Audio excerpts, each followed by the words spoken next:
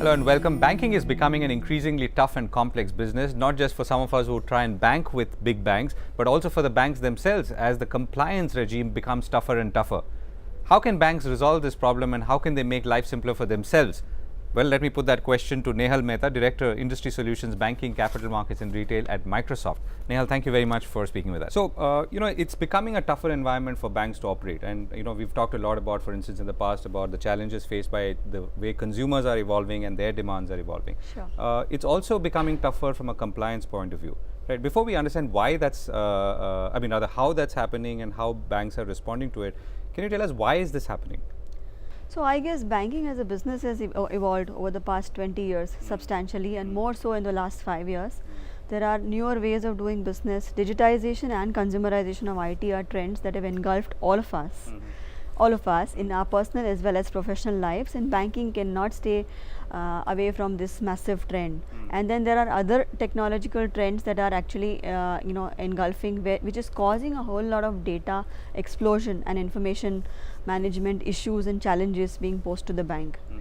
So as a result, what has happened is that newer businesses, newer channels get added, customers' demands are newer and different, which all of them bring with them an inherent risk. Okay, and to manage that inherent risk, once a failure happens, regulations come into the play. Regulation is what? It's essentially a response to a previous business failure, right? So most such regulations are really responding to failures that have happened.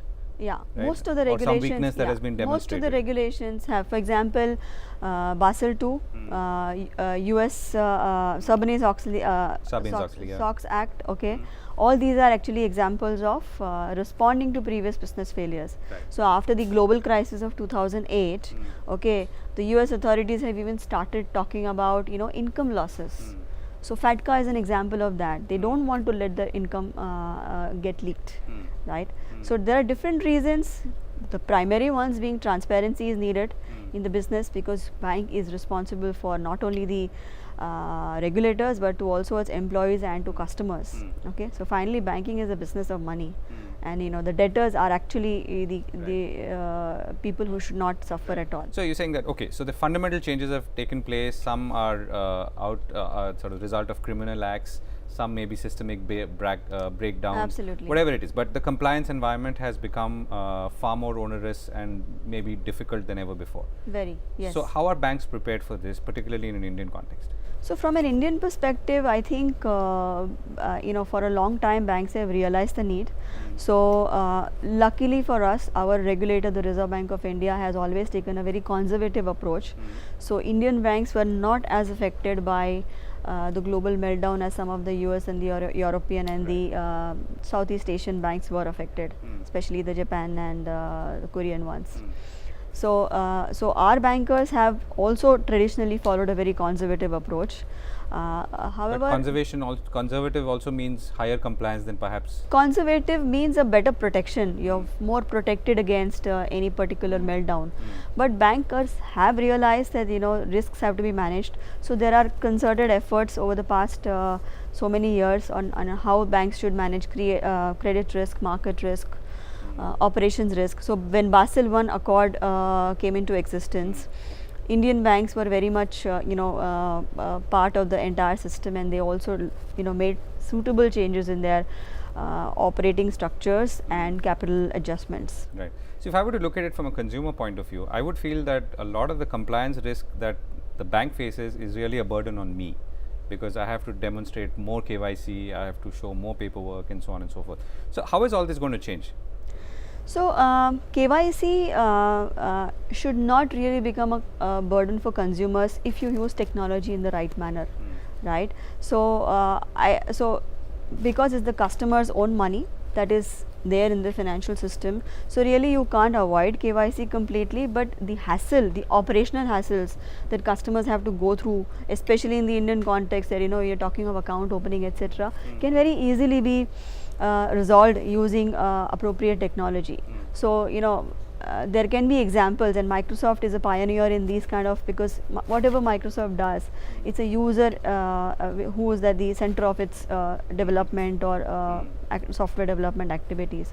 So when you look at somebody who's surfing the net looking for a deposit product. Okay, there are technologies available which actually capture your profile even without you registering on that website. There That are doesn't sound like a good thing. it sounds like a good, it does not, because you know we are so wary about our privacy and all, but believe me, there are very safe and secure ways, and where customer is kept informed, you know. So a customer today can actually go through a particular bank's open website, www.microsoftbank.com, for example, and you know, I can actually surf around. Microsoft.com can give me basic information about what are the different banking products, but it will not give me all the information that the bank has on its marketing brochures. It will first profile me. It will tell me what is my age profile. It will ask me what my age profile is, what are my immediate needs, what are my long-term financial needs. Accordingly, it will only throw relevant information back at me. There are no advertisements Right. related to any search engines that we are talking of here. So, so technology can actually help reduce the KYC burden on the customer, because banks can use a lot of measures to gather basic information about the customer in advance before even he becomes a So this customer is of at the the bank. retail level, right? But at another sort of other end of the spectrum, we are talking about the institutional. I mean, the bank as a whole, lending to large corporates, Yes. managing non-performing assets, and Yes. so on. So where does technology play a role there? So, okay, so institutional lending, non-performing assets, and non-performing assets does not apply only to retail, it also applies to corporate lending, right? And in India, it's a known, acknowledged issue.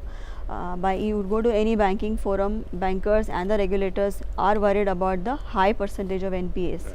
And also they are worried about the fact that a lot of the NPAs are actually, the percentage will increase if you do a little bit of undressing here and there. Right. You know, in your books Or of prevent account. evergreening. Or yeah, right. So so NPA management is a prime concern for the banks today, and for corporate lending. Technology can play a very big role there, because NPA management actually is something that banks have been doing reactively.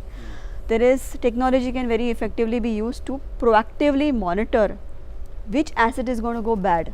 Okay, and I'm not talking of very simple reporting, which is your 30-day, 60-day, 90-day reports. I'm talking of much more advanced, where you have predictive analytics, where you have algorithms, okay, which you can build into your technology architecture, which will tell you, okay, this is my corporate lending portfolio, and this is the information about those corporates, and this is the information about the business of those corporates, and the you know, the information on the corporates and the business of that corporate is data that is enabled because of technology. Right. So So what you're getting is one view, basically. Correct. And the one thing that's changed, I guess, is the whole business intelligence, big data kind of approach Yeah. to Yes. solving, or first understanding and then solving the problem. Absolutely. So, and that is actually encompassing every single aspect of the bank.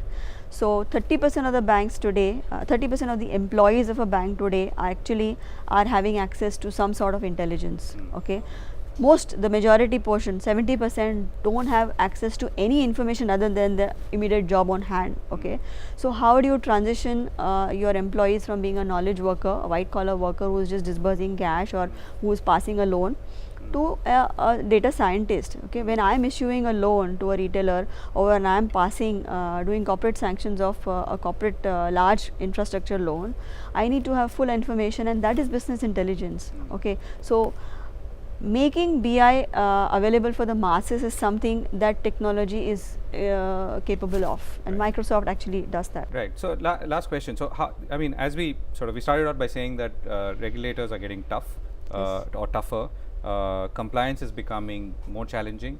But at the same time, the answer exists in the form of technology to Yes, prepare the banking absolutely. system for it. The question is, can this happen, and to what extent will it happen in, let's say, the next couple of years? So, like I talked about the imperatives, it's a changing business. It's also the financial penalties that bankers may be worried about, and it's also at the end of the day all about money. You know, I need to run a profitable business, and if technology support for managing regulations, if I can utilize that technology to also manage a healthy business, manage and run a healthy business, okay, I'm more than open to it. So a lot of bankers today are actually, they have an AML solution, but they are also adding data from the external sources to that base core structural data which is coming from the AML system. They put both the information together and then they are able to have a better understanding of whether that customer could potentially be a blacklisted customer or not, or they try to detect patterns using technology. So it is already in use. Less in India, lesser probably in public sector banks, but even some of the very good large public sector banks have realized the importance of this and they are moving towards an integrated technology architecture. Right, and that's a good note to end on. Thank you so Right. much, Nehal. Thank you.